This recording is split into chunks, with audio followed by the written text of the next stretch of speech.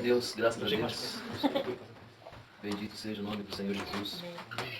Bendito seja o nome daquele que vive, reina para todo sempre. E quando nós estávamos aqui na adoração, buscando a Deus, buscar a Deus eu acho um pouco, um costume meio de falar nosso, né? Porque a gente não busca Deus, Deus está em nós, né? Deus está na gente. E a gente sabe que Deus ele está em todo lugar.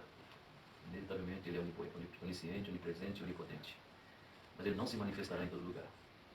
Ele só se manifestará no lugar onde há um ambiente de adoração, qual isso nós estamos inseridos. E quando nós estamos inseridos nesse ambiente de adoração, enquanto nós estávamos aqui, o Senhor mostrava para mim um cordão em chamas e uns nó, tipo um nó aqui, um nó ali, um nó lá, esses nó.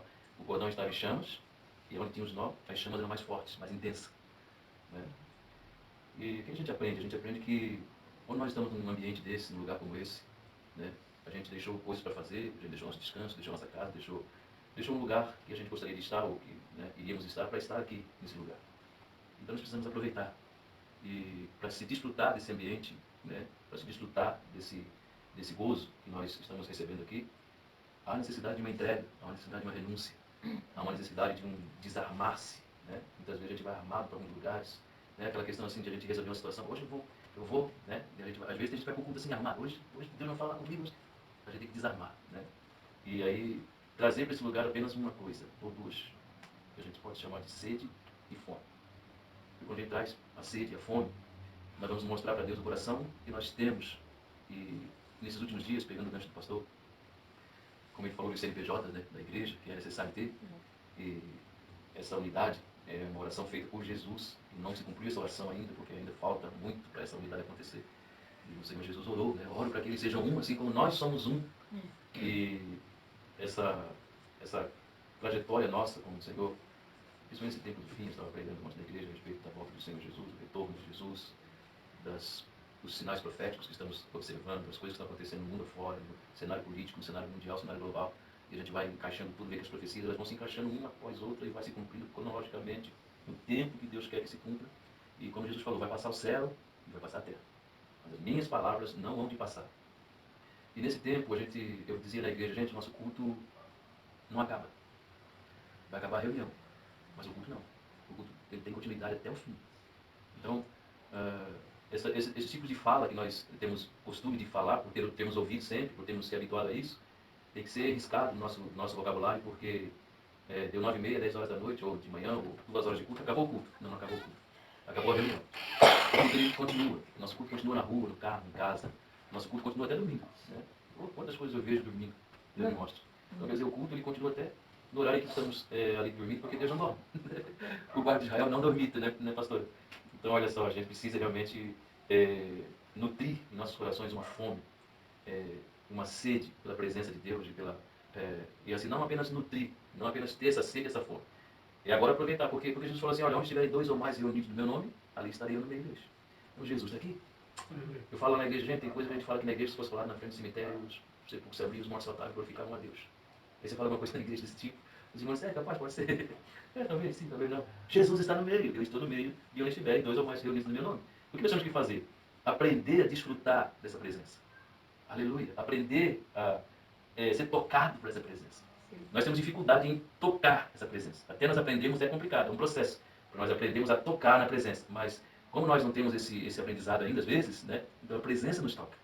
E quando a presença nos toca, nós nos tornamos participantes do mover da glória de Deus. Né? Porque a glória de Deus está nesse lugar. Né? Eu posso falar que tem um anjo aqui. Quem acredita? Né? Então, as pessoas vão ficar com a mente, mas onde é que está o anjo? O anjo está por aqui. O fogo de Deus está nesse lugar. O nosso Deus é um fogo consumidor, né? Ele fica em nossa volta como um muro, uma muralha de fogo. Então, na batalha espiritual, a gente não vê coisas que o rei do Espírito vê. Né? Por exemplo, nós estamos incendiados, nós somos uma luz. O Senhor fala em Filipenses, capítulo 2, que nós brilhamos como astros no mundo. Eu não consigo ver o pastor brilhando, mas os demônios veem. O reino vê. Porque isto é do reino do Espírito. Né? E quando nós começamos a nos habituar com isso, quer ver? Diga comigo assim, Senhor Jesus, ativa a minha visão espiritual. Você está pronto para ver? Você pediu. Então exige-se uma ativação. Diz o Senhor Jesus. Ativa a minha audição espiritual. Porque o mundo do Espírito fala. Né? Lá no livro do profeta Isaías, não me recordo o texto agora, aquela voz que fala atrás da sua cabeça. Então, se nós tivermos sensibilidade, e isso parte de um treinamento, não é fácil, mas é possível, não é impossível. Né? É claro que Deus não vai estar mostrando toda hora coisas para a gente. É claro que Deus não vai estar falando audivelmente para nós, mas nós podemos, a partir do momento que começamos a nos habituar com a presença de Deus e a treinar as nossas percepções, a se aguçar naquilo que o Senhor fala. Por exemplo, tem gente que fala que vai orar, falar com Deus e acha que Deus vai falar com as emoções dele. O que é as nossas emoções? O que são as nossas emoções? Está envolvido com a nossa alma, né? O que é a nossa alma? Nós somos três, né? Nós somos corpo, alma e espírito. Então, nós temos esse corpo, que é um transporte para o nosso espírito, que tem uma alma. E essa alma, ela está envolvida ali, as nossas emoções, a nossa psique, tudo que diz respeito aos nossos sentimentos, está relacionado com a nossa alma. Então, Deus não fala com a alma, Deus fala com o espírito. O Espírito de Deus testifica com o meu espírito que eu sou filho de Deus. Ele não vai falar para a minha alma. Então, quem fala com a alma somos nós. De que forma que eu falo, salmista? Por que estás triste, ó minha alma? Por que estás abatida dentro de mim? Né? Espera em Deus, pois ainda o louvarei. Então, eu é que tenho que falar com os meus sentimentos. E nesse momento, no ambiente desse que nós estamos inseridos vivendo, às vezes, nesses momentos que nós estamos em oração, como eu falei do pastor, o canto do pastor, é que a igreja do Senhor, Jesus disse assim, a minha casa será chamada... E o que tem sido a igreja hoje? Tudo, menos casa de oração. Tem tudo na igreja hoje, menos casa de oração, menos oração. Nós temos louvor, adoração, palavra. A oração fica lá para o final, para o último, né? E o Senhor disse, olha, minha casa será chamada casa de oração. Mas quando nós percebemos isso, quando nós, vocês vão querer falar também, tá? Quando nós compreendemos isso, a minha casa, quando o Senhor diz, a minha casa será chamada casa de oração. Nós vemos em 2 Crônicas o Senhor falando assim, agora os meus olhos estarão atentos ao clamor desse lugar, os meus ouvidos estarão atentos, né? A oração dessa casa. O Senhor fala assim, olha, a glória da segunda casa será maior do que a da primeira. Quando os sacerdotes estavam ali diante do templo em ruínas, só havia ali a estrutura que ficou, e aí, diz o profeta Ageu, o Espírito Santo diz, vocês estão chorando por quê? Por causa dessa estrutura que aí está destruída, acabada, só ficou os alicerces? Pois eu quero dizer uma coisa para vocês, a glória da segunda casa vai ser maior do que a da primeira. E a gente vê o Senhor Jesus andando, né, por Israel, pelas aldeias ali circunvizinha, e fazendo obras maravilhosas, e ele era o transporte, ele era a casa, ele era a plenitude estava sobre ele. E por um agir de Deus, né, não podemos culpar Israel, mas por um agir de Deus por causa de nós, Israel é a figueira, nós somos o enxerto, muita gente não viu aquela glória. Né? E é incrível a gente olhar assim, porque quem viu não tinha luz nos olhos. Né? O Bartimeu era cego. Né? Mas ele viu. Ele era cego, mas ele disse, Jesus, filho de Davi. Ou seja, ele reconheceu que Jesus é um rei. Né? Porque ele reconheceu a linhagem de Jesus. E aí, quando ele reconhece isso, sem ter a visão que todos tinham do lado dele, ele consegue enxergar que Jesus é um rei. Né? E que tinha uma glória sobre a vida dele. Ele clama desesperadamente, Jesus, filho de Davi. E aí Jesus para tudo, para a multidão que estava em sua volta, diz, alguém está me chamando. Aquele cara está gritando para o Senhor, mas é um cego, coitado, está abandonando. Se você soubesse quanto ele está enxergando, você não diria que ele era um cego. Né? Traz ele aqui. E aí Jesus pergunta lá, né? Pergunta clássica, o que tu queres que eu te faça? Ele diz, eu quero ver, então vamos ver. Simples assim. O aproveitamento de estar envolvido nesse ambiente de glória e de graça, de reconhecer e de ver coisas que muitas pessoas não veem. Né? E você vai conseguir ver coisas que muitas pessoas não veem no ambiente de culto, no ambiente de oração, no ambiente de adoração como esse que nós estamos. Basta treinar, né, ser ativada a sua visão espiritual, a sua visão espiritual, para que você possa ver, estar atento, né, e você pode ver o reino do Senhor em movimento. Mas tudo isso está envolvido com uma fome e com uma sede e uma entrega, uma renúncia, uma capacidade de falar para o Espírito Santo que está aqui, dizer, não, eu não quero mais nada, só quero o Senhor. Eu só preciso do Senhor.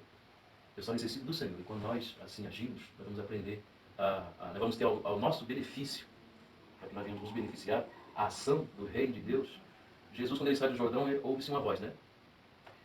30 anos, ele vai para o Jordão, se batiza, João Batista batiza ele, e aí uma voz do céu, todo mundo escuta aquela voz. Este é o meu filho amado, em quem eu tenho muito prazer, né? Em quem me satisfaz.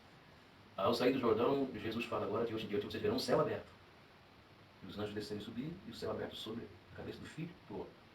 Quando o Senhor diz, a minha casa será chamada casa de oração, ele não está agora declarando propriamente ao templo físico, né?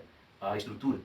Mas cada cristão, cada filho e filha de Deus, ele deve ter esse entendimento, que a casa agora é ele. Porque nós, segundo o apóstolo Paulo fala, vocês não sabem que vocês são casa de Deus, morada do Altíssimo, e que o Espírito de Deus habita em vocês? Isso é uma dádiva tão poderosa, porque nós somos tão falhos, nós somos tão pecadores, nós não merecemos. Eu dizia ontem, um dos sinais da volta de Jesus, são dois sinais muito, muito fortes, né? Que é a apostasia e o esfriamento. O Senhor Jesus fala em Mateus 24, ele diz, olha, por se multiplicar a iniquidade, o amor de muitos esfriará. O que nós podemos dizer com isso? Eu posso dizer assim, Senhor Jesus, o amor de muitos pode esfriar, mas o meu não. Mas nós temos que treinar. Nós temos que... Aí é onde bate a questão de nós, como casa, cumprir com aquilo que Jesus falou. A minha casa será chamada casa de oração. Então nós temos uma responsabilidade com nós próprios, com nossa casa, com a igreja, com a sociedade, com a cidade, com o mundo. E quando todos nós tivermos esse entendimento não que vamos, como fala a Tessalonicenses, né? Orar sem cessar, como é que eu vou estar de joelho? Tem gente que perguntou isso para mim, várias, como é que eu vou ficar de joelho o dia inteiro? Não, irmão, a nossa vida tem que ser uma oração. Nós precisamos exalar o bom perfume da noiva de Cristo por meio das nossas orações. Né? Eu estou no trânsito, eu estou orando, eu estou no mercado, eu estou orando, eu estou no banco, eu estou orando, eu estou na igreja, eu estou orando, eu estou em casa, eu estou orando, eu estou em qualquer lugar, eu estou orando. Né? Mas é possível isso, pastor? Sim. Né? Embora o mundo e a atenção do mundo, o barulho do mundo, as outras vozes do mundo, tente sucumbir, tente fazer que nós estejamos cobertos por tantas outras coisas, mas a partir de um treinamento que você faz. Um dia eu estava no trânsito, já umas 3 vezes aconteceu isso. Trânsito fechado, não tinha para onde sair, não saí para frente, para trás, para o lado, para onde eu vou agora. Aí eu olhei aquela buzina para lá, um gritando de cá, outro gritando de lá, meu Jesus, o que eu vou fazer? Eu com pressa, precisava chegar, precisava passar. Aí eu olhei para o trânsito, aí de repente, eu estava escutando louvor no carro, eu comecei a chegar lá, quando eu fui ver, eu estava lá do outro lado. E eu nem percebi, tá? Quando eu olhei, eu disse, meu Deus, mas eu já atravessei, acabou o trânsito, passou. Isso aconteceu umas 3 vezes. Então eu quero sair do trânsito pesado, ora em línguas. Ora em línguas. Eu comecei, e vai embora, irmão. Entendeu? É a gente poder viver o ambiente de graça e de glória de Deus. Eu falo assim, a gente lê a Bíblia, estuda a palavra de Deus e aí a gente faz conferências, né? Tem diversas conferências, eu vou falar de uma aqui agora, mas tem diversas poderosas conferências na Bíblia. Né? Mas a gente vê que essas conferências não aconteceram no meio de multidões, né? Assim, de ambiente de local cheio, explodindo de gente, sendo enganado. E a maior que eu acho, a maior experiência, que eu chamo isso de conferência, lá aconteceu quando Jesus chama o Pedro, o Tiago e o João e diz, vamos lá no monte. Vamos lá no monte comigo. E quando eles sobem lá no monte, Jesus se transfigura, né? Ele se transfigura ali, e vem uma nuvem, e cobre eles ali, e vem Moisés, vem Elias conversar com Jesus, e eles veem aquilo. O Pedro viu aquilo, ficou apavorado, vamos fazer uma tenda para vocês, já queria dividir tudo. O Pedro já queria separar tudo. Jesus, não, é tudo junto. Não, queria separar. Vamos fazer uma tenda para Moisés, uma tenda para Elias, uma tenda para Jesus. É assim, o ser humano é assim. É desse jeito. A nuvem veio e cobriu, e eles ficaram mais tão impactados com aquela visão, com aquela questão. E Jesus, depois que aconteceu tudo, falou. Jesus, depois que aconteceu tudo, Jesus disse para eles: não fala para ninguém o que aconteceu aqui. Essa experiência é com vocês só. Mas eu tenho um texto da palavra de Deus aqui. Esse tempo que nós estamos vivendo é um tempo onde realmente vai se. Não é nesse tempo, em todo tempo. Até pelo testemunho aqui, a gente vai ver que era necessário essa sede, essa fome, essa busca, esse querer, esse desejo, né, de ser um instrumento de Deus, de ser uma ferramenta de Deus. E aí nós vamos aprender aqui, quer ver, 1 Reis, capítulo 2. 2 Reis, capítulo 2. Diz assim: quando o Senhor estava para levar Elias ao céu, num redemoinho, Elias e Eliseu partiram de Gilgal. No caminho, Elias disse a Eliseu: fica aqui, pois o Senhor me mandou ir a Betel. Eliseu, porém, respondeu: tão certo como vive o Senhor, e tão certo como a sua própria vida, não o deixarei. E desceram juntos a Betel. O grupo de profetas de Betel foi ao encontro de Eliseu e lhe perguntou: você sabe que o Senhor levará seu mestre hoje? Sim, eu sei, respondeu Eliseu, mas não falem sobre isso. Então Elias disse a Eliseu: fique aqui, pois o Senhor me mandou ir a Jericó. Mas Eliseu respondeu novamente: tão certo como vive o Senhor, e tão certo como a sua própria vida, não o deixarei. E foram juntos a Jericó. O grupo de profetas de Jericó foi ao encontro de Eliseu e lhe perguntou: você sabe que o Senhor levará seu mestre hoje? Sim, eu sei, respondeu Eliseu, mas não falem sobre isso. Então Elias disse a Eliseu: fica aqui, pois o Senhor me mandou ir ao rio Jordão. Mais uma vez, porém, Eliseu respondeu: tão certo como vive o Senhor, e tão certo como a sua própria vida, não o deixarei. E seguiram juntos pelo caminho. 50 homens do grupo de profetas também foram e observaram de longe, quando Elias e Eliseu pararam junto ao rio Jordão. Elias dobrou seu manto e bateu com ele nas águas. O rio se abriu e os dois atravessaram em terra seca. Quando chegaram à outra margem, Elias disse a Eliseu: diga-me, o que posso fazer por você antes de ser levado embora? Eliseu respondeu: peço-lhe que eu receba uma porção dobrada do seu espírito e me torne seu sucessor. Elias respondeu: o que você pediu é uma tarefa difícil, mas se me vir quando eu for separado de você, receberá o que pediu. Caso contrário, não será atendido. De repente, enquanto caminhavam e conversavam, surgiu uma carruagem de fogo, puxada por cavalos de fogo, passou entre os dois e os separou. E Elias foi levado para o céu num redemoinho. Eliseu viu isso e gritou: meu pai, você era como os carros de guerra de Israel e seus cavaleiros. E quando ele sumiu de vista, Eliseu rasgou as roupas no meio. Em seguida pegou o manto de Elias, que tinha caído, e voltou à margem do Jordão. Bateu nas águas com o manto e gritou: onde está o Senhor, o Deus de Elias? Então o rio se dividiu e Eliseu o atravessou. Amém? Olha só, que tremendo, né? Isso aqui é uma conferência. Isso aqui é uma graça poderosa esse acontecimento aqui, estava para acontecer uma transição.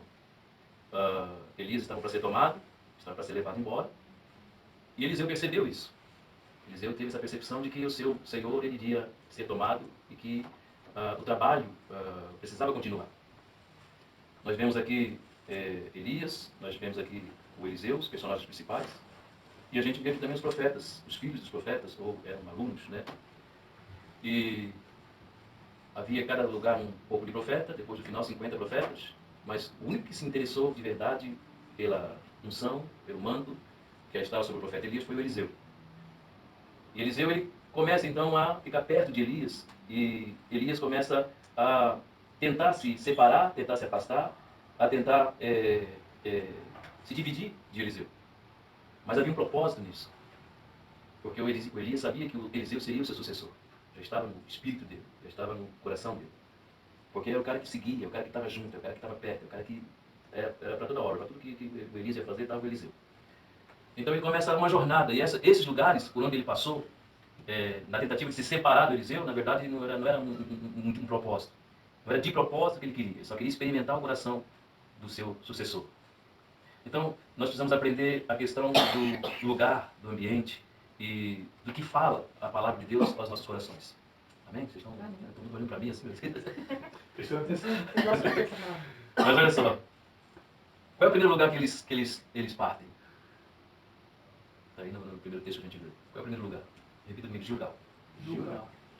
Eles começam uma jornada, eles estão em Gilgal. E o Elias fala com o Eliseu a partir desse lugar. Por quê? O que é Gilgal?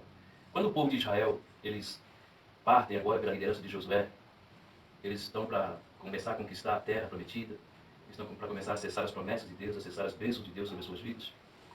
Eles encontram-se à beira do Jordão. E aí, Deus havia falado com Josué no capítulo 3, no livro de Josué, o Senhor fala com ele, diz, hoje eu vou começar a te engrandecer diante dos olhos dos israelitas.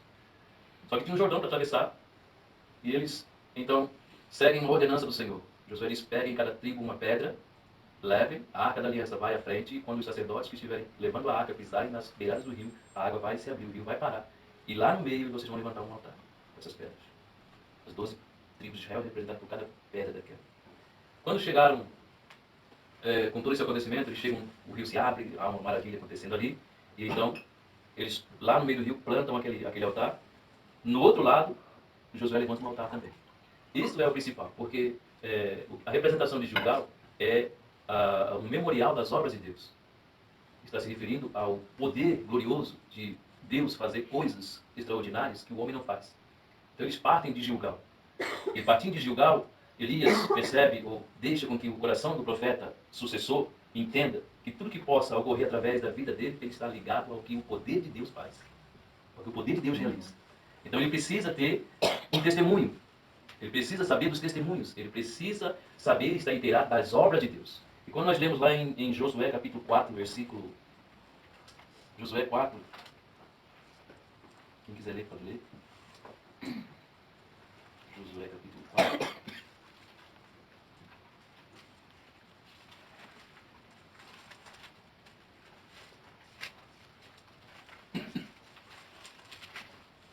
Desde 1? 4 desde 1? Não, eu vou ver aqui o texto aqui e já vou falar com você. Josué capítulo 4, versículo 19. 4, 19. O povo atravessou o Jordão no 10º dia do primeiro mês e acampou em Gilgal, a leste de Jericó. Foi ali, em Gilgal, que Josué ergueu o monumento com as 12 pedras tiradas do Jordão. Então, Josué disse aos israelitas, no futuro, seus filhos perguntarão, o que significam essas pedras? E vocês dirão, aqui, o povo de Israel atravessou o Jordão a pés enxutos, pois o Senhor, seu Deus, secou o rio diante de seus olhos e o manteve seco até todos vocês atravessarem, como fez com o Mar Vermelho, quando o secou até que todos vocês tivessem atravessado. Fez isso para que todas as nações da terra saibam que a mão do Senhor é poderosa e para que vocês temam o Senhor, seu Deus, para sempre. Amém? Eles estão lá em 2 Reis, capítulo 2, partindo de Gilgal. Gilgal representa o mover de Deus, o poder de Deus, a ação de Deus. Então, nós vemos aqui que o Josué, no versículo 18, o povo atravessou o Jordão no 10º dia, no primeiro mês, e acampou em Gilgal, a leste de Jericó. Foi ali em Gilgal que Josué ergueu o monumento com as 12 pedras tiradas do rio Jordão. Ali estava a comprovação, que depois o pastor Rafa leu ali, a comprovação de que o Deus poderoso fez com que o povo de Israel fizesse eles atravessar o Rio Jordão daquela forma. E Josué então ergue o altar do outro lado do Jordão, com as pedras tiradas do meio do Jordão. Né? Ele leva essas pedras até o outro lado. E ali ele faz esse altar, ele ergue esse monumento. Está lá até os dias de hoje. A vida que fala está lá até os dias de hoje, né? Não sei se já esteve lá. E... Não foi em Gilgal? E... Acho que o nome hoje não é mais Gilgal. E aí, eles têm esse memorial. Então, o nosso movimento hoje profético ele parte de uma forma, de um modelo que está registrado nas Escrituras, na Bíblia. Aqui nós temos o memorial de Deus. Aqui nós temos todo o testemunho de tudo que Deus operou na terra. De tudo que Deus fez. Né? Então, Elias, ele faz questão de partir desse momento com Eliseu de Gilgal para que Eliseu tivesse compreensão e soubesse, olha, todo o que você precisa saber de Deus está registrado naquilo que Ele tem deixado para que você saiba. Tudo que você vai fazer, tudo que você vai pronunciar, tudo que você vai realizar, está atrelado a tudo que a obra de Deus está. E você pode fazer, porque Deus fez ontem e vai fazer hoje de novo. Né? Nós lemos em Hebreus, né, 8, Hebreus 13, 8, acho que é. Hebreus 13, 8, os mega paixão que eu mais... Mas Hebreus 13, 8 diz, Jesus Cristo é o mesmo, ontem, hoje e será eternamente o mesmo. Então, quando nós partimos para mover dentro desse ambiente profético, nós temos que estar ligados com o que está nas Escrituras. Porque ela é o que representa a obra de Deus. Tudo está aqui, tudo está registrado aqui. Nas Escrituras, nos livros de grandes homens de Deus que Deus tem levantado nessa nação. Então nós seguimos desta forma. E aí, quando eles saem de Gilgal, Elias diz para Eliseu, fica aqui, porque o Senhor me enviou a Betel. Né? Deus me enviou lá em Betel. Fica aqui. Mas ele não queria que ele ficasse. Ia depender do que ele estava disposto a fazer para que ele pudesse receber o manto profético sobre a sua vida. Ele sai de Gilgal, onde há um testemunho de que Deus opera poderosamente. E aí ele vai rumo a Betel. Então, o que representa esse lugar? Aí nós temos a história de Jacó. Jacó está fugindo de Esaú, fez tudo que tinha que ser feito com seu irmão, com a sua família. Chega no lugar, se deita, vai dormir. E quando ele dorme, ele tem um sonho. Ele tem um sonho que uma escada saía do céu, vinha para a terra, e anjos desciam e subiam naquele lugar, e Deus estava lá no topo da escada. E ele ouve a voz de Deus no meio desse sonho. E aí, quando ele acorda meio que, sabe, desesperado. Assim, nossa, pensei que isso aqui era um lugar simples. Era um lugar que eu simplesmente ia passar a noite, que eu ia dormir. Mas esse lugar não é outro lugar senão casa de Deus. A palavra diz que antes o lugar era chamado Luz. Mas aí, ele muda o nome do lugar. E põe o nome do lugar Betel. Porque Betel significa casa de Deus. Então, veja só. O mover profético inicia-se por meio dos testemunhos do que Deus faz, do que Deus realiza, do que Deus fez, está tudo registrado, está tudo na história. Quando seus filhos perguntarem, né, entendeu? O que significam essas pedras? E você vai dizer, isso aqui é a obra de Deus. Deus fez essa obra. Deus realizou essa obra. E pode fazer obras melhores ainda na sua vida. Em nome de Jesus. Né? Eles precisavam passar por Betel para que ele pudesse entender que o movimento profético não está aleatório apenas ao movimento profético. Ele tem que estar envolvido com o quê? A obra de Deus. E a casa de Deus é que vai trazer esse movimento para que ele possa fluir como um rio. Né? O Elias está ensinando para o Eliseu o seguinte, olha, você pode fazer o que você quiser, você pode andar para onde você for, mas você tem que entender que o seu lugar principal é a casa de Deus. Nós temos um movimento hoje chamado CPF, CPF, chamados para fora. Aí chamados para fora da igreja. Nós temos uns movimentos, tem movimento sem teto, movimento sem carro, movimento sem bicicleta, movimento sem cavalo, sem carroça, movimento sem casa, e agora temos movimentos sem igreja. Somos desigrejados, que estiveram dentro de uma igreja. Precisou de uma igreja para ser salvo. Precisou de um pastor pregar para que eles pudessem receber Jesus Cristo. Precisou de alguém impor as mãos para que eles pudessem ser curados, sarados, transformados. Mas hoje eles já não precisam mais de igreja. Já não é mais necessária igreja. E a igreja, ela é um lugar consagrado para adoração pública, ela deve existir. A estrutura é necessária, embora se lute e se apedreje demais hoje a estrutura, mas ela é necessária. Eu fui salvo numa igreja. Todos nós somos salvos numa igreja. Não podemos nos levantar contra a igreja. Ah, mas eu sou igreja. Não, eu sou o corpo. Eu não sou igreja. Eu sou diferente de igreja. Eu sou o corpo. Então eu sou um membro do corpo. Tira um braço desse corpo aqui e deixa ele lá fora do corpo. Daqui 3 dias. Ele vai estar fedendo. Não presta mais. Então tem que estar ligado no corpo. Por isso que em Hebreus fala, né? Hebreus capítulo 10, versículo 35 diz, não deixando de vos congregar, como é costume de muitos. Naquela época já era costume. O escritor escreveu aos Hebreus. Imagine hoje, né? Então a gente vai observando a igreja, como ela se encontra por causa do que está ocorrendo, dos ataques que está acontecendo. E aí a gente olha para as redes sociais e não dá mais para olhar para as redes sociais, porque as redes sociais têm denegrido, têm difamado, têm perseguido. E principalmente os cristãos, às vezes eu chamo de cristãos, não cristãos. Cristão é diferente. Cristão é um. Né? O cristão, você chega aí e fala assim, mas Senhor, como é que está? Esse é cristão. O cristão que eu cumprimento, ele fala assim, irmão, glória, aleluia, como é que está? Está difícil, mas Deus é bom, Deus é comigo, Deus é com nós. Então olha só, a casa de Deus. Né? A gente entende que nós somos morada de Deus, nós somos casa do Altíssimo, nós temos que orar, mas a estrutura é necessária. Esse lugar aqui é necessário. Né? As pessoas não querem mais. Hoje nós temos o pastor YouTube. É bom, né? O avanço da tecnologia facilitou bastante, mas isso tem separado aquilo que Deus disse assim, não é bom que o homem esteja só, né? Porque Deus não quer que estejamos só. Nós precisamos ter esse movimento, nós precisamos viver nesse ambiente, nós precisamos ter essa comunhão, né? Porque se nós não nos comunicarmos, se nós não tivermos em comunhão, se nós não tivermos contato, o que o irmão Leandro falou lá no culto de homens, lá na igreja, Provérbios, esqueci o texto agora, na minha cabeça está bem, mas diz que o ferro afia o ferro, e o irmão afia o outro irmão. Então, nós não podemos fugir desse ambiente, né, pastor Lapa? Nós não podemos fugir desse mover. Só que, e aí a gente precisa perceber e olhar para o que está acontecendo. Eu aprendi uma questão sobre oração. Antigamente, nas guerras medievais, existiam, acho que existe hoje ainda nos exércitos, falar sobre isso, existiam os artilheiros e os centroavantes, ou centroavantes. Os artilheiros. É como se fosse um time de futebol, né? Só que hoje o centroavante ele se torna artilheiro por ter feito muito gol. Então ele é o artilheiro do time, mas só que é diferente. Na guerra é diferente. Porque a artilharia, ela tinha responsabilidade poderosa porque ele era aquele grupo de pessoas, de soldados, que tinham as armas tipo arco e flecha, tipo aquelas carros que jogavam aquelas bolas de fogo, pedra, né? Que jogavam as lanças, as flechas, eles ficavam de longe. Eu falava ontem no culto, a gente vê esses filmes de policial, e fica um policial, quando ele fala pro outro, quando ele vai sair do lugar que ele está pro outro, ele diz, me cobre, né? Me cobre aí. E aí o cara começa a atirar para ele movimentar e mudar de lugar. Eles me cobrem. E quando ele chega em outro lugar, né? Assim eram os artilheiros antes. Eles faziam o papel de enfrentar o inimigo para que o centroavante pudesse chegar livre lá no local onde ele tinha que chegar. A arma do centroavante ela era uma arma de combate físico próximo. Né? Antigamente tinha aquelas espingardas que tinham uma faca na ponta. Baioneta? Então, aquela era a arma do centroavante. Não era a arma do artilheiro. Porque o artilheiro fazia parte da artilharia distante. O centroavante, se sobrasse alguém, ele tinha que estar ali, se faltou o tiro, ele tinha que ficar peixeiro no meio da espingarda. Né? Mas geralmente ficava livre, porque os artilheiros tinham feito todo o trabalho. Os centroavantes hoje são os pastores, apóstolos, bispos, cantores, músicos que estão no altar. Né? E os artilheiros são aqueles que estão naquele movimento de oração. Quase não aparece a artilharia. Pouco se vê e pouco se fala da artilharia. Porque quem mais aparece no time de futebol? É o centroavante, né? E o centroavante está ali, fez o gol, vai para a torcida, recebe todo o aplauso, mas ele conseguiu fazer aquele gol. Antes de ele conseguir fazer aquele gol, muitas jogadas teve antes, para que ele pudesse chegar na frente do gol e fazer o gol. Né? Então os louros não são só para ele. E todo mundo de equipe sabe isso. Né? Todo mundo de equipe consegue entender isso. E a gente vê muitas vezes entrevistas de jogadores, eles não, eu fiz o gol, tal, mas a minha equipe, foi a minha equipe. Então, e o que o diabo está fazendo é danoso, é terrível, porque ele está entrando no meio da artilharia. Porque ele está visando o quê? O centroavante. Ele quer derrubar o centroavante. E se ele derrubar o centroavante, não tem mais gol. Não tem mais gol. Então a artilharia não pode parar. E não pode entrar na pilha do inimigo. Porque daí o inimigo ele entra no meio da artilharia e começa a jogar coisinhas, sabe? Ah, viu aquele pastor? Irmão, quando o pastor cai, meu Deus, é terrível. É terrível. Né? Quando o homem de Deus, ele cai, é terrível. Né? É triste demais. E tem gente que ri. Ah, o pastor caiu, o pastor parou, o pastor abandonou, o pastor largou. E começa a ser motivo de piada, começa a ser motivo de chacota.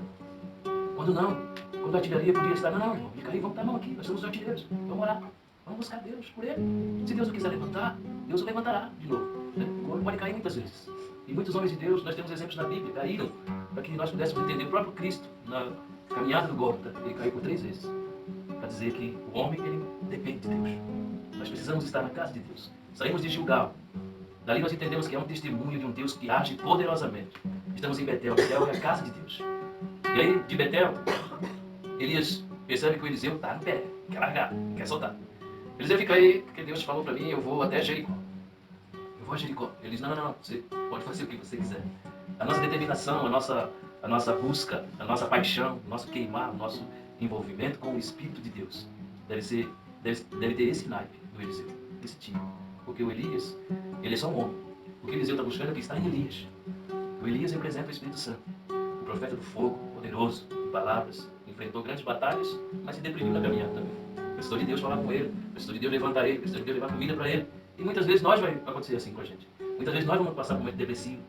Quantos de nós aqui, não sei vocês, mas eu, quantos de nós, né, que já enfrentamos batalhas poderosas, né? E geralmente é assim, a tendência é dessa forma, você pode perceber. Quando você estiver enfrentando uma batalha, uma guerra, que é guerra mesmo, é jejum, segunda, terça, quarta, quinta, sexta, sábado, domingo, é busca, é oração, é luta, e você está vencendo. Quando você passou, venceu, suportou, atravessou, rompeu, aí você tende a premissa. Às vezes a luta que está vindo agora é menor do que aquela que você passou e atravessou. Aí você se deprime. E Deus compreende isso. A palavra de Deus diz que Ele sabe da nossa estrutura. Ele lembra que nós somos pó. Nós não precisamos ser o bambambam, né, na presença de Deus. E é tão lindo a gente olhar para Elias, né, depois de enfrentar os profetas de Baal, e dizer, eu sou sozinho, só tá eu, não tem mais ninguém, eu tô acabado, tô morto, já era, já deu para mim. Eu disse, Elias, eu tenho mais 6 mil, cara, não é só você. Não é só você. Mas o Elias ficou de registro, né, pelos momentos que ele passou. Grande batalha venceu. Deus fala por meio de Elias e diz, vamos ver se ele vai te seguir até Jericó. E aí eles vão e Eliseu diz, eu vou com você, você pode vir no Senhor, vir com você, mas eu não vou te largar. Eles vão a Jericó. E Jericó representa a dureza do mundo. Né? E Eliseu precisava passar por aquilo ali, por aquele lugar. Então, olha só, os lugares por onde nós passamos. Aleluia. Os lugares que nós atravessamos em Deus. Às vezes são lugares que nós nem imaginamos por que passamos. Por que estamos naquele lugar, por que passamos por ali. Mas Deus sabe. E é necessário. Repita comigo, diz, é necessário. É necessário. O Espírito Santo diz que é necessário. Talvez no momento nós não vamos entender. Nós não vamos compreender, nós não vamos, talvez até vamos questionar. Mas o processo final é que é poderoso. É que é tremendo. Nós vamos na caminhada de adquirir um caráter moldado por Deus. Nós não iremos desistir facilmente. Veja bem, que primeiro ele sai de Gilgal. Elias tem esse cuidado de tirá-lo de Gilgal, onde tem um testemunho do poder de Deus, da obra, da maravilhosa obra de Deus. Elias tem o cuidado de passar com Eliseu por Betel, para que Eliseu soubesse que o lugar diferenciado seria a casa de Deus, as coisas de Deus, os projetos de Deus. Ali na casa de Deus é onde saem os projetos de Deus, onde sai o desejo do rei, do coração do rei. E aí, ele saindo daquele lugar, agora o Eliseu está preparado para ir para o lugar que o Senhor quer que ele passe. Ele vai a Jericó, irmão. E chegando em Jericó, o que representa Jericó? Jericó representa o obstáculo. Jericó representa o mundanismo. Jericó representa aquilo que veio como impedimento para que o povo pudesse romper. Jericó era a primeira cidade que eles tinham que atravessar. O primeiro lugar que precisava ser rompido. E daquele lugar, nada poderia ficar com Israel. Nada. Era a primeira cidade, a primícia, era para o Senhor. Daquele ponto em diante, eles iriam começar a conquistar. Nós vimos a história que Acã, ele pecou, desobedecendo ao que Josué havia dito. Pegou a capa babilônica, pegou a prata, pegou o ouro. E com isso, levou Israel a perder a batalha simples. Eles enfrentaram uma batalha poderosa e fizeram com que as muralhas de Jericó caíssem por terra. E por ter pecado, eles pereceram diante do avanço da primeira batalha. E aí, quando eles voltam, é descoberto que houve pecado, que havia pecado dentro das tribos, debaixo das tendas de Israel. E o Senhor levou Eliseu para que Eliseu pudesse tomar o manto que estava sobre Elias, entendesse que ele não podia fazer parte daquele ambiente de sujeira, de podridão, de mentira, de falsidade. Ele não podia fazer parte. Mas o Senhor não levou lá. Às vezes Deus nos leva em lugares que a gente fica olhando assim e diz, mas meu Deus, que podridão é isso? Que sujeira é essa? O que eu estou fazendo aqui? Para que eu estou aqui? Ele disse, eu te trouxe aqui, mas você não precisa fazer parte disso. Você não precisa se envolver. Você tem que se manter consagrado. Um movimento profético, um manto profético que virá sobre a sua vida, não pode ser misturado com a nojeira que há por meio de Jericó. Não pode ser misturado com o processo que existe de facilitação, de corrupção, de sujeira que há em Jericó. Isso ficou para trás. Ninguém mais pode construir Jericó. Ninguém mais pode edificar Jericó. E você está vendo o que aconteceu em Jericó. Então, o que representa Jericó é o calor do mundo, a intensidade do fogo do inferno para os que desobedecem, para os que abandonam, para os que largam, para os que vivem de forma relaxada na presença de Deus. Aleluia. Passaram por isso tudo. Enfrentaram isso tudo. Saíram de Gilgal, passaram por Betel, passaram por Jericó. O cara está afiado, está firme. Eliseu está ali com o seu objetivo travado e cravado em seu coração. Eu não vou te deixar enquanto eu não receber o que eu quero. Essa determinação deve estar na minha vida, nas nossas vidas, para nós, nesse tempo hoje. Esse tempo que se chama hoje, Deus está esperando mulheres e homens, jovens, senhores, senhoras, disponíveis, que estejam atentos e abertos para que possa o Senhor trazer aquilo que Ele quer fazer para esse tempo do fim. Um poderoso avivamento está para surgir. Estamos vendo o reflexo dele em vários lugares da nossa nação. Nós vemos reflexo deles de homens que o Senhor tem levantado em vários lugares dessa nação. Homens que estão dependendo da artilharia. Homens que dependem da artilharia que está por trás. Vai surgir gente defamando, vai surgir gente xingando, vai surgir gente brigando, vai haver briga entre eles próprios. Mas nós que estamos na artilharia, nós vamos manter esses homens. Quem sabe possa ser um de nós, possa ser uma de nós que está, que possa de repente ser destacada na nação, ou na cidade, ou no bairro, ou no ministério, na igreja, ou em qualquer lugar. mas nós vamos ficar firmes na artilharia. Eu hoje sei que estou como eu sei que eu estou hoje como um centroavante, por ser um pastor, por estar no púlpito, por estar na plataforma, mas eu me identifico mais no meio da artilharia do que lá como um centroavante.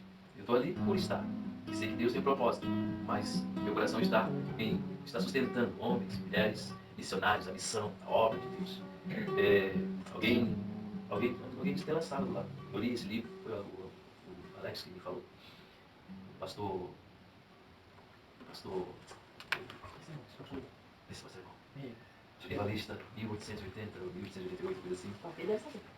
Esqueci o nome dele agora, mas ele sempre que ia para uma cruzada, sempre que ele ia para algum lugar pregar, ministrar, ia ao seu escudeiro 3 dias na frente dele para ficar em algum lugar orando para que ele pudesse chegar e pregar. Esqueci o nome, tá na minha cabeça aqui. Eu li no livro Heróis da Fé. E esse cara, aí perguntaram para ele um dia, mas você foi usado poderosamente, o que Deus faz através da sua vida? Ele disse, não. Quem Deus está usando, você não está vendo. Você não está vendo quem Deus está usando. Porque o cara estava lá 3 dias no porão orando para que ele fosse fazer cruzar e pregar, e Deus fez maravilhas, né? Meu Deus, ele é príncipe dos pregadores, não, Jesus. Charles Spurgeon? Não é Spurgeon, o Spurgeon é o príncipe, mas não é Spurgeon não, é Finney. Charles Finney. Meu Deus. Então, eu estou de pé porque tem intercessão sua, a sua. E por isso que a Bíblia diz, orai uns pelos outros. Porque uma coisa, aleluia, uma coisa poderosa que o apóstolo Paulo fala, depois de ele anunciar a respeito da batalha espiritual. Lê Efésios 6,18. Eu acho poderoso isso. 18 e 19, eu acho o texto. É muito poderoso porque ele é o grande apóstolo, ele é o grande cara, o homem que mais escreveu no Novo Testamento. 6, 18 e 19. Orem no Espírito? Isso. Orem no Espírito em todos os momentos e ocasiões. Permaneçam atentos e sejam persistentes em suas orações por todo o povo santo. E orem também por mim. Peçam que Deus me conceda as palavras certas para que eu possa explicar corajosamente o segredo revelado pelas boas novas. Está vendo? Isso é poderoso. O cara que mais escreveu no Novo Testamento foi o apóstolo Paulo. E ele fala, orem em todo tempo, em todo momento, no Espírito, orem em todo tempo, orem por todos os santos. E orem também por mim. Né? E orem também por mim, para que o Senhor dê para mim a revelação da palavra, para que eu possa pregar corajosamente. Então, quantos são dependentes das nossas orações? Eu falo assim, né, saudade do círculo de oração. Quase não se vê, mas hoje fala em círculo de oração. Mas a oração é o que sustenta tudo. Então, se a oração é o que sustenta tudo, a artilharia é o que pega a parte mais pesada. É um lugar onde não aparece. Né? Se alguém... E vai surgir sempre alguém que vai querer aparecer nesse lugar. E... alguém que vai querer aparecer nesse lugar. E quando alguém aparecer nesse lugar, rapidamente ele sumirá. Olha só, isso é Deus. Amém? Quando alguém quiser aparecer no lugar da oração, rapidamente ele vai sumir. Porque é um lugar que não aparece. É um lugar que não tem como aparecer. É um lugar que vai fazer outros aparecerem. Então ele sai desses 3 lugares e passa pelo lugar determinante. O Senhor me enviou ao Rio Jordão. Eliseu, você saiu de Gilgal, passou por Betel, passou por Jericó, mas você tem que atravessar o Jordão. A palavra Jordão significa morrer uma morte. Em algumas traduções, né? Em algumas questões. Foi para onde Jesus foi, depois de 30 anos sem estelar, sem aparecer. Poucas coisas foram escritas a respeito dos 30 anos anteriores de Jesus, mas quando ele completa 30 anos, ele vai para onde? Para o Jordão. Ele vai morrer uma morte ali. E ali ele é mergulhado. E é o que a palavra fala, né? Que quando a gente desce as águas do batismo, a gente é sepultado com Cristo. Sepultado com Cristo, ressurgimos para viver para Ele. Aleluia. E é aí que quando nós ressurgimos para viver para Ele, nós temos a essência e a unção do Espírito sobre as nossas vidas. Para mover nos ambientes que eles têm preparado para a igreja. Né? Nós temos o pastor, nós temos o doutor, nós temos o profeta, nós temos o evangelista, nós temos todos esses ministérios. Né? Olha só, são 5 os ministérios da igreja. Né? São 5. Pastor, profeta, apóstolo, evangelista e mestre. Né? Doutor é o mesmo de mestre. Né? São esses 5. Ah, meu Pai, está vendo como é Deus que é poderoso e forte? Irmãos, olha só. Nós vamos enfrentar todos os dias batalhas e guerras das nossas vidas, porque está escrito. Efésios capítulo 6 diz que nós temos que nos revestir de toda a armadura de Deus para poder resistir o dia mau. Se o dia mau não chegou na tua vida, vai chegar. Não se preocupe, se você estiver revestido, você vai passar. Nós vamos passar. Né? A questão é nós entender o ambiente, o movimento profético, os lugares onde Deus nos leva. Onde o Espírito nos leva. Deus vai levar eu em lugares diferentes, vai levar o pastor, as irmãs, lugares diferentes. Mas sempre no intuito de estar ensinando alguma coisa e de estar treinando para o movimento do reino. E assim foi Eliseu. Ele passou por esses lugares. Né? Então nós temos os 5 ministérios revelados pelo Senhor Jesus lá em Efésios. Né? E nós vemos Davi. Eu vejo Davi. Muitas vezes nós não temos os 5 ministérios operando dentro da igreja, separadamente. Mas muitas vezes nós estamos movendo em um desses ministérios. Eu posso mover no ministério evangelístico, eu posso mover no ministério profético, eu posso mover no ministério apostólico, eu posso mover no ministério de ensino, né, do mestre. Tem culto, eu não tenho 5 ministérios na minha igreja. 5 ministérios, não tenho. Tem 5 cadeiras. Não tem 5 ministérios, mas eu percebo que vez ou outra eu estou operando num desses ministérios. Né? A gente vê isso em Davi. Davi ele vai para o vale para lutar com Golias, o gigante. Aleluia. É poderoso isso, é tremendo. Meu Deus. Davi olha para o gigante olha para Davi, esse menino, não conseguiu se ajeitar com o ministério de Saul, com aquela armadura. Não, isso não dá para mim, eu tenho que ir assim mesmo, despir. Eu vou só no poder de Deus. A primeira coisa que ele faz é ir à beirada do rio. Ele vai na beirada do rio. E o rio representa o Espírito Santo. A segunda coisa que ele faz é pegar 5 pedras. Porque ele ia precisar das 5 pedras? Não. Porque se ele errasse uma, ele está pego. Ele ainda tem que colocar outra na funda. Uma tinha que ser certeira. Então veja só. As 5 pedras que ele pega representam a mão de Deus. Ou os 5 ministérios. Porque os 5 ministérios na igreja é a mão de Deus operando. O poder de Deus atuando. Por meio do braço forte do Senhor. Da mão de Deus agindo.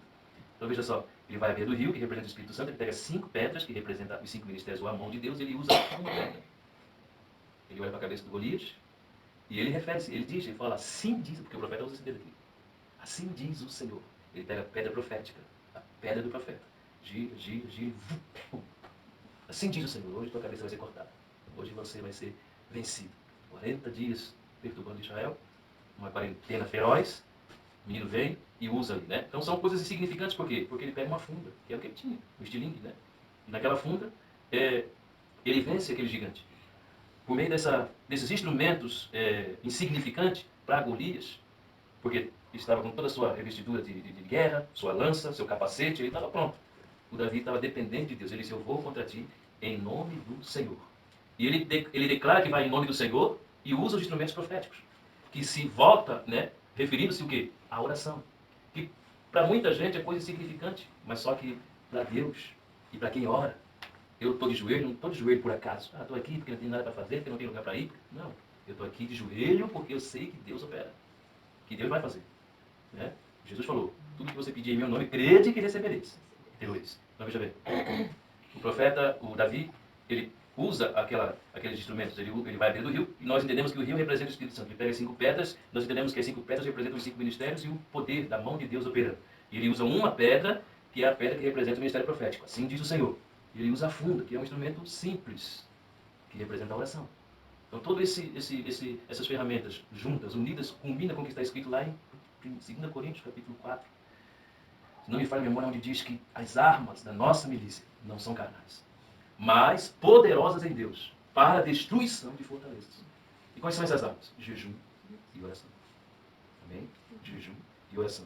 Eu atravesso o Jordão, eu adquiro toda essa experiência pelos lugares que eu tenho passado. Eu passo pelas Escrituras e percebo que aqui está o testemunho, o memorial escrito do poder de Deus. Eu passo pelas Escrituras e percebo que a casa de Deus, apesar de eu poder andar em todos os ambientes, estar em todos os lugares, eu preciso ter um endereço, eu preciso ter uma identidade, eu preciso ter uma cobertura, eu preciso ter alguém que está sobre a minha vida. E eu passando por esses lugares, eu passo pelo Jordão, eu entendo que eu estou morto, eu faço igual o apóstolo Paulo. Agora, depois que eu passo pelo Jordão, já não sou mais eu quem vivo, mas Cristo vive em mim. E a vida que agora vivo, vivo-a na fé do Filho de Deus. Já estou crucificado. Então, quando eu entendo esse ponto, então o Senhor diz, eu posso usar ele, eu posso usar ela, eu posso... E enquanto nós não entendemos, Deus vai fazer nós andar por esse lugar, para que nós venhamos receber o treinamento e venhamos aprender. Amém? Diga assim comigo, eu te amo, Jesus Cristo. Eu te amo, Jesus Cristo. Eu te amo, Jesus Cristo. Eu te amo, Jesus Cristo. Aleluia. Irmãos, era isso que eu queria passar dessa noite, dessa palavra. E eu falava ontem à noite, eu falo sempre isso, estou sempre falando, sempre referindo a essas questões. Deus, ele nos leva muitas vezes em lugares que nós não gostaríamos de ter ido, ou até às vezes buscamos para estar nesse lugar, porque o Eliseu, aqui ele foi, não, eu vou, eu não vou te deixar, onde tu fores eu vou. E o profeta, ele permite E o Espírito permite. Ele não quer é nos perder. O que Deus não quer é nos perder. Nós vamos passar por lugares, nós vamos conversar com pessoas, com gente vai estar do nosso lado. E às vezes nós vamos achar que eles estão do nosso lado. Mas nós temos que ser treinados para não permitir que isso possa, de alguma forma... eu sempre digo assim, eu deixo nas mãos de Deus. Eu, assim, com relação à igreja, talvez eu esteja errado na minha visão, na minha forma de agir. A menos que seja um pecado muito sério. Mas quando coisas irrelevantes ou questões ministeriais degradadas, eu ensino, busco ensinar, busco mostrar, busco apresentar, mas eu digo, Deus, é o Senhor que vai tirar. É o Senhor quem tira. Eu não vou botar minha mão. Porque eu creio que tem que ser dessa forma. Eu sei que existem as disciplinas e os ministérios e as ordens litúrgicas de outras reuniões, de outros cultos, de outras congregações, e nada contra a ação de cada um, mas eu entendo que é o Espírito Santo quem coloca e é o Espírito Santo quem tira. Quando é o homem que coloca, ele se estéril. Assim também como é o homem que tira. Quando o homem tirar, quando não é para tirar, ele se estéril. Então deixa Deus trabalhar, né? Deixa Deus agir. E quando nós vivemos em oração e em jejum, dificilmente nós seremos ludibriados e enganados, né? Dificilmente a igreja primitiva ela era enganada ou ludibriada, porque elas viviam nesta graça. Viviam o que governava a igreja primitiva e até há uns séculos atrás era algo chamado oração e jejum. Então, essas práticas elas não devem morrer, e essas práticas a gente percebe que nós estamos vendo lampejos de avivamento em algumas regiões da nossa nação. Em alguns lugares do nosso estado, até mesmo da nossa cidade, lampejos de avivamento. Mas você pode observar, por trás de um lampejo, de um avivamento, tem um grupo orando. Porque não vai acontecer se não tiver alguém orando. Não acontece se não tiver alguém de joelho.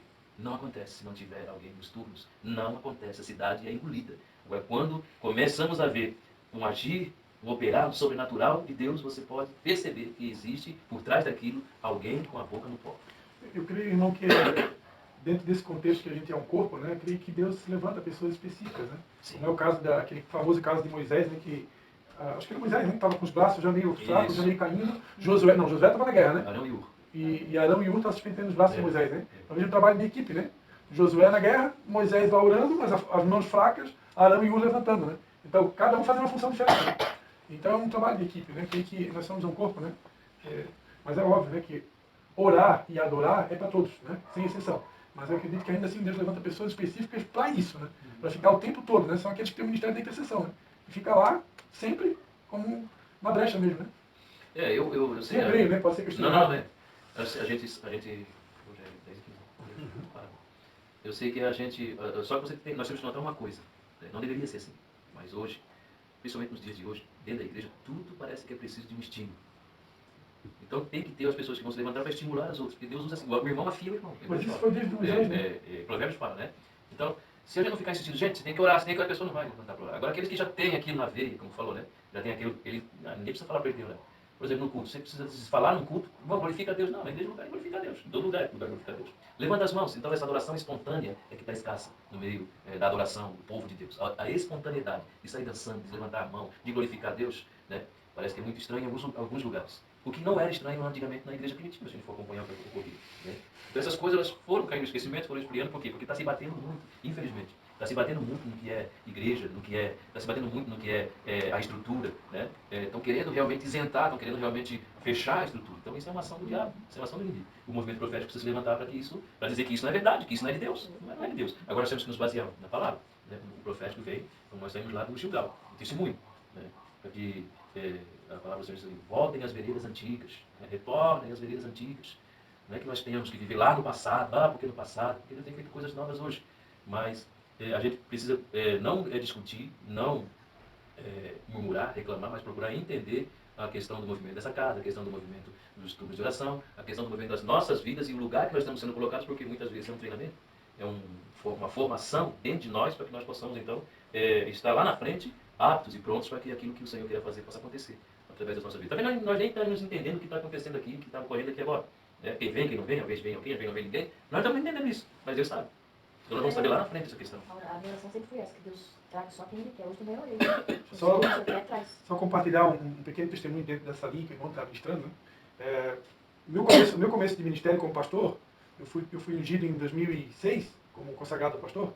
Nos meus primeiros anos eu chegava a orar em média 9 horas por dia. Eu orava 9 horas por dia de oração. Sempre. Durante meses, durante anos. Mas chegou um dia que Deus falou comigo que Ele ia mudar. Agora eu ia ser mais tipo Josué. Agora tu vai pro campo, tu vai agir, tu vai botar a mão na massa, tu vai fazer. E aí a oração diminuiu. Não tem mais hoje, nunca mais teve, já até tentei, mas nunca mais foi.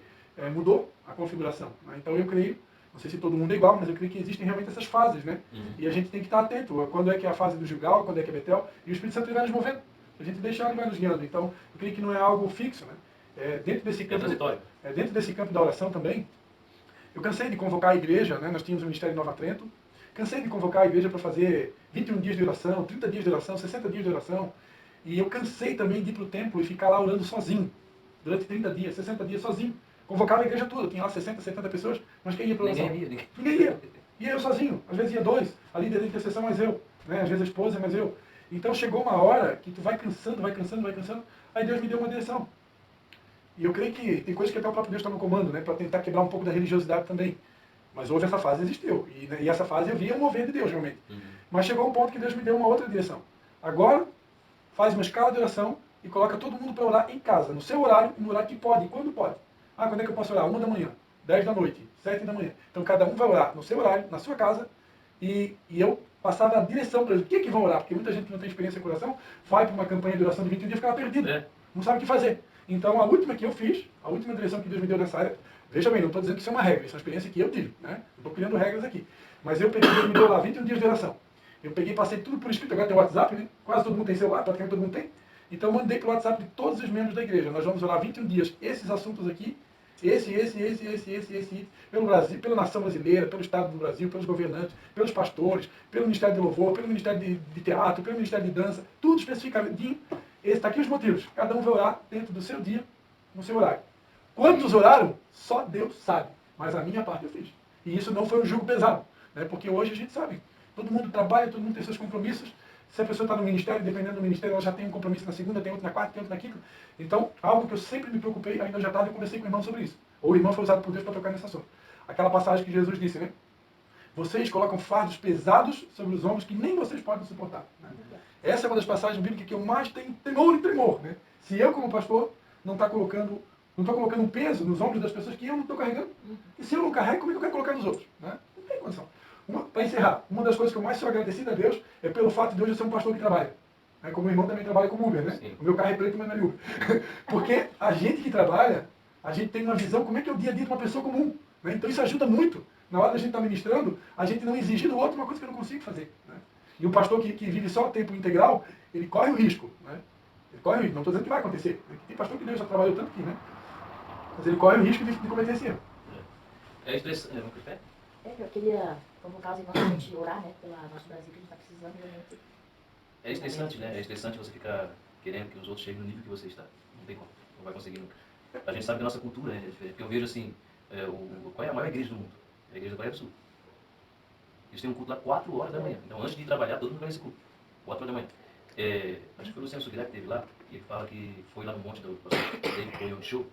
Ele começou a prestar atenção nas plaquinhas que tinha no monte. Eles têm um monte, tem umas cavernas, os irmãos vindo para lá e ficam lá 10, 20. Ele teve que escrever na plaquinha, proibido jejuar mais de 40 dias.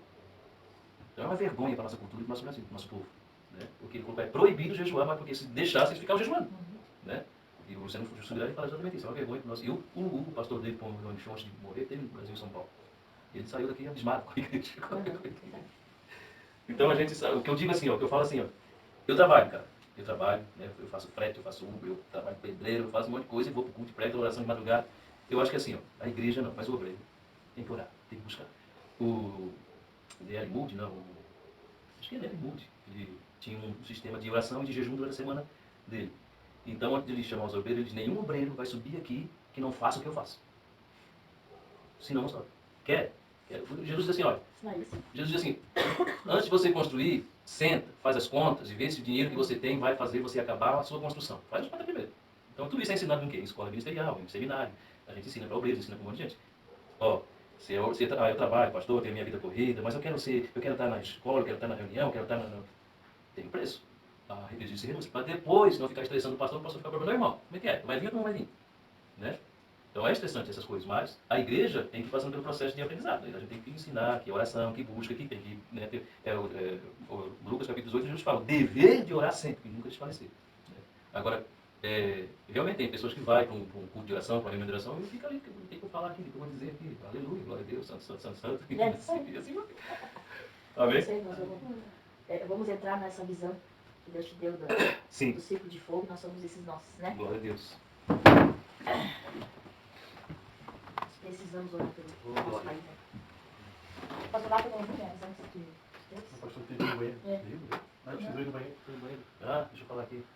Nós estávamos aqui na tradição e Deus mostrou um cordão e, tipo assim, cada pessoa era um nó desse cordão. Né? E o cordão estava incendiado e o nó estava, o fogo era mais intenso. Né? Tinha fogo, o nó que fazia o cordão pegar fogo, na verdade. Né? Porque o fogo do nó era intenso e essa chama do nó fazia o cordão pegar. Aleluia. Você teve, olha, ver? Porque o outro nó ia pegando fogo. Né? Então, a importância do ciclo, né? Nós somos esses nó incendiados. Ciclo de mão dada. E se tiver um irmão aí que quer um nó e está sem fogo, vai pegar fogo. Vamos começar. Oh Deus. Eu quero que você entre na presença de Deus de verdade, assim, experimente o mover agora do Espírito Santo na sua vida. Nosso Deus é um fogo. Aleluia. E você tem acesso a esse lugar. Nós temos acesso. Deus não ama mais ninguém por orar menos ou por orar mais, por jejuar menos ou por jejuar mais. O amor é igual. Né? Tem aqueles que se destacam nessa questão. Pai, nós, aleluia, Senhor. Nós somos gratos. Por cada um, eu sei que o Senhor tem um lugar para cada um. O Senhor tem um plano, um propósito para cada um. Nós aqui estamos, Senhor, envolvidos, meu Pai, aprendendo, sendo pregando. E assim vamos crescendo, Senhor, na graça, vamos crescendo no conhecimento e buscando, Senhor, as virtudes do Senhor. Ah, meu Deus, Eliseu, ele não poupou tempo. Eliseu, Senhor, ele procurou, buscou, insistiu. Ele queria, Senhor, que a unção do seu líder, a unção do seu profeta estivesse sobre a vida dele. E ele desejava essa unção dobrada, Senhor. Ele queria mais do que Elias tinha. E nós não vimos que ele cometeu pecado nisso. Ele, Senhor, recebeu pela fé, pela busca. Meu Deus, ele, meu Pai, recebeu o que estava buscando durante todo esse tempo. E aqui estamos, meu Senhor, nesta noite. E nós te louvamos por estar aqui, intercedendo por nossa nação, intercedendo, Senhor, pela igreja brasileira, intercedendo, Senhor, pelos pastores, líderes, obreiros, intercedendo, meu Pai, meu Deus, para que o Senhor os mantenha firmes, para que eles fiquem de pé, meu Pai, que o Senhor nos leve a lugares onde nós não podemos ir, que o Senhor nos conduza a esses lugares e os use nesses lugares, Senhor, nos recônditos dessa nação, meu Pai, eles sejam usados, meu Pai, no cenário político, eles sejam usados, meu Pai, nos bairros, eles sejam, meu Pai, ousados, intrépidos, eles sejam cheios, Senhor, da sua presença, do seu poder, que o Senhor esteja com eles, meu Pai. Nós entendemos o seu agir, meu Pai, através do profeta Elias, depois dando continuidade por meio de Eliseu, e isso, Senhor, vai se continuando, meu Pai, nos tempos de hoje. O Senhor tem, meu Deus, meu Pai, um propósito na vida de cada irmão que aqui está, cada um que aqui se encontra, cada um que aqui vem, meu Pai, nessa cidade, nesse local. Deus, que o Senhor possa se derramar, que esse fogo possa, Senhor, inflamar, meu Pai, que o Senhor possa, meu Deus, mover o teu braço forte, a tua mão poderosa possa estar agindo, Senhor, em nome de Jesus. Em nome de Jesus, Pai. É que nós estamos clamando, orando, crendo que o Senhor é poderoso para fazer muito mais do que nós pensamos, pedimos ou imaginamos. O Senhor pode refinar, Senhor, o nosso caráter, moldando-nos através daquilo que o Senhor tem para cada um, meu Pai. Ó Deus eterno, ó Santo e poderoso, que o Senhor derrame a tua unção, Pai. A unção, Senhor, que hoje está livre e liberada sobre todo aquele que quer, sobre todo aquele que deseja, sobre todo aquele que almeja, Senhor. A tua unção fortaleça, renove, cure, Senhor. Cure as enfermidades, os males, as doenças. Arranque, Senhor, esses espíritos, essas entidades do inferno. Meu Deus, que se levanta cada dia, tentando, Senhor, contra a igreja do Senhor. Meu Pai, a tua obra não para. A igreja jamais será destruída. Meu Deus, nós somos parte da tua noiva e jamais seremos destruídos, Senhor. Nós representamos nossa casa, nossa família, nossos filhos. Nós representamos, meu Deus, a liderança eclesiástica. Nós representamos aqui, Senhor, os irmãos que o Senhor tem levantado, tem chamado para pregar, ministrar, tocar, cantar louvores. Pai, que a tua unção se derrame sobre eles. E que possamos ver o teu agir, Senhor, através da vida de cada um deles. Nos lugares estratégicos por onde nós passarmos, possamos aprender. Possamos, meu Senhor, meu Deus, ter a influência da tua ação, do teu poder em nossas vidas. Em nome de Jesus. Senhor, nessa unção nós Em estamos, nome de Pai, Jesus, Deus. falou comigo várias vezes sobre as mãos do Sim, pastor Senhor Jesus. Nessa mesma unidade que nós estamos, nesse fogo, Senhor, que o Senhor derramou sobre nós nessa noite. Que as mãos do pastor Lápis sejam curadas, Pai. Toda artrite, artrose, tudo aquilo que tem, Senhor, trazido dor às mãos dele, Senhor. Que essa unção, Senhor, alcance ele agora. Em nome de Jesus. Que ele, Senhor, venha ser surpreendido com algo sobrenatural nesses dias agora. Onde toda a movimentação volte ao normal, Senhor. Em nome, declarando, Senhor. Cura as mãos em todas as áreas que precisam de cura. Em nome de Jesus. Clamo também, Senhor, e apresento diante de Ti, Senhor, para o nosso ministério, o ministério de cada um que está aqui, Senhor. Que os líderes, Senhor, dessas congregações, Senhor, sejam alcançados de algum amor, Senhor, em obediência a Ti, a Tua visão, aquilo que Tu deste para cada um. Que nenhum se perca, Senhor, que nenhuma alma se perca desses lugares, Pai, por causa de homens, mas sim, Senhor, que cada um venha despertar para esse tempo difícil que nós estamos vivendo. O tempo, Senhor, é o tempo do fim. Nós sabemos que, não sabemos quanto tempo, mas nós já entendemos essas dores que o povo tem sofrido. Pai, nosso Brasil, Senhor, está em chamas, Senhor, está pegando fogo. Senhor, muitas coisas têm acontecido. Em São Paulo mesmo, sexta-feira, Senhor, um grande show aconteceu, Senhor, os portais foram abertos, Pai, das trevas na nossa nação. Pai, muitas coisas têm acontecido no reino, por isso vem despertar os teus profetas, Pai, com autoridade, com visão, com entendimento, elevando os teus guerreiros nesse tempo, Senhor. Nós clamamos, Pai, como igreja a Ti nesta noite e apresentamos diante de Ti essa petição, Senhor. Levanta, Senhor, os teus obreiros para essa grande obra, Deus, em nome de Jesus. A tua igreja precisa despertar, precisa acordar, Senhor, para aquilo que está acontecendo no mundo. Nós não podemos ficar, Senhor, com os olhos fechados, Pai, porque Satanás está avançando. Todos pensam de uma maneira, Senhor, o Senhor sabe, Deus sabe, Deus sabe. E isso a igreja vai se diminuindo, as pessoas vão se diminuindo. Por isso nós clamamos, Senhor, que o Senhor venha despertar essa igreja de dor, em nome de Jesus Cristo.